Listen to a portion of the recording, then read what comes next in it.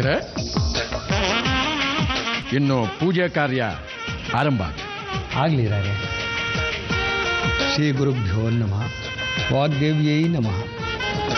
ಈಗ ಮಾಡ್ತಾ ಇರೋ ಈ ಪುತ್ರಕಾಮೇಷ್ಟಿ ಯಾಗದಿಂದ ರಾಯರ ವಂಶಕ್ಕೆ ಸುಪ್ರಯೋಗ ಪ್ರಾಪ್ತಿ ಖಂಡಿತ. ಈ ಶುಭ ಸಮಯದಲ್ಲಿ ಯಾವ ಹೆಣ್ಣು ಶ್ರೀಕಾಂತ ರಾಯರ ಜೊತೆ ದಾಂಪತ್ಯವನ್ನು ನಡೆಸಿ ಮಗುವನ್ನ ಹೇರೋದಕ್ಕೆ ತಯಾರಾಗಿದ್ದೋ ಅಂದರೆ ಶ್ರೀಕಾಂತ ರಾಯರ ಧರ್ಮಪತ್ನಿ ಸಮೇತರಾಗಿ ಈ ಕಾರ್ಯವನ್ನು ನಡೆಸಬೇಕಾಗುತ್ತೆ. ಅಮ್ಮವ್ರ ಇಷ್ಟೊಂದೆಲ್ಲ ಒಡವೆ ಹಾಕಿ ಯಾಕೆ ಅಲಂಕಾರ ಮಾಡ್ತಾ ಇದ್ದೀರಾ? ನಾನು ಅಲ್ಲೊಂದು ಏನು ಮಾಡೋದಿದೆ? ಅದನ್ನೆಲ್ಲ ನಿರ್ಧಾರ ಮಾಡೋರು ಈ ಮನೆ ಯಜಮಾನ್ರು. ಅವ್ರ ನಿರ್ಧಾರನ ಪ್ರಶ್ನೆ ಮಾಡೋಕ್ಕೆ ನಮ್ಗೆ ಯಾರಿಗೂ ಹಕ್ಕಿಲ್ಲ. ನಡಿ ಹೋಗೋಣ.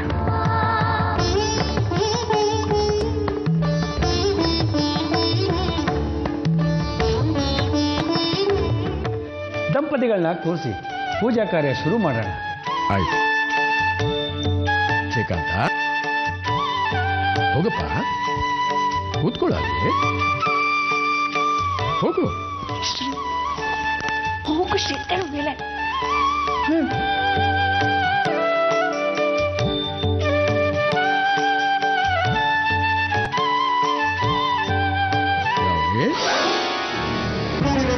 ನೀನೆಲ್ಲಿಗಮ್ಮ ಹೋಗ್ತಾ ಇದೆಯಾ? ಅದೇ ಮಾವ, ಶಾಸ್ತ್ರಿಗಳು ಹೇಳಿದ್ರಲ್ಲ ಧರ್ಮಪತ್ನಿ ಆದೋಳು ಜೊತೆಲಿ ಕುತ್ಕೋಬೇಕು ಅಂತ. ಶ್ರೀಕಾಂತನ ಮಗುವಿಗೆ ಯಾರು ಜನ್ಮ ನೀಡ್ತಾರೋ ಆಕೆ ಆ ಸ್ಥಳದಲ್ಲಿ ಕೂತ್ಕೋಬೇಕು ಅಂತ ಹೇಳಿದ್ರು. ಆ ಯೋಗ್ಯತೆ ಭಾಗ್ಯ ಅದು ನಿನಗಿಲ್ವೇ? ಅಲ್ಲ, ನಿನಗೆ ಮಕ್ಕಳಾಗೋದಿಲ್ಲ ಅಂತ ಡಾಕ್ಟ್ರು ಹೇಳಾಯ್ತಲ್ಲ. ಶ್ರೀಕಾಂತನ ಪಕ್ಕದಲ್ಲಿ ಕೂತ್ಕೊಳ್ಳೋದು ನೀನಲ್ಲ, ಆ ಹುಡುಗಿ.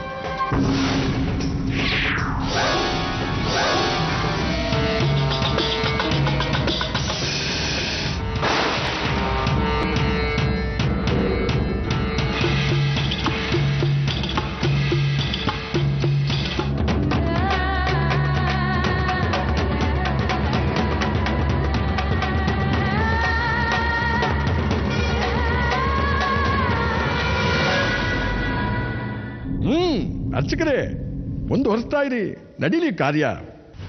ಆಯ್ತು ರೇ, ಅಗತ್ಯವಾಗಿ. ಓಂ ಅಗ್ನಿ ಪುರುಷಾಯ ನಮಃ, ಓಂ ಅಗ್ನಿದನ್ನ ನಮಃ.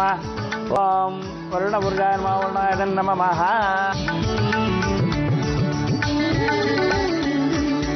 ನೋಡಮ್ಮ, ನೀನು ಇವ್ರ ಕೈ ಹಿಡ್ಕೊಳಮ್ಮ.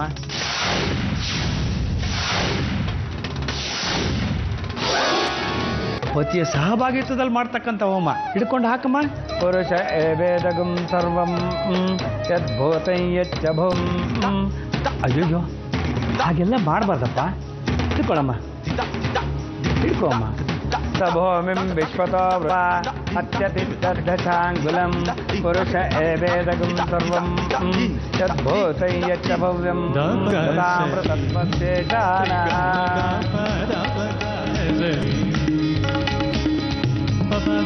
ಶ್ರೀಕಾಂತ, ನಿನ್ನ ಬಲಗೈಯನ್ನ ಈಕೆಯ ಬಲಭುಜದಿಂದ ಸುತ್ತಪ್ಪ.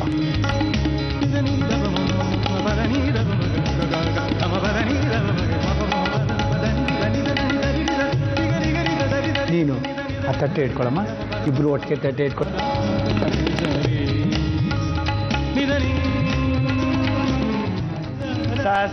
ಸಹಸ್ರಪಾತ್ ಸಭೂಮಿಂ ಸ್ವತೋ ವೃತ್ವಾ ಅತ್ಯತಿಷ್ಠದಶಾಂಗುಲಂ ಪುರುಷ ಏವೇದಗಂ ಸರ್ವಂ.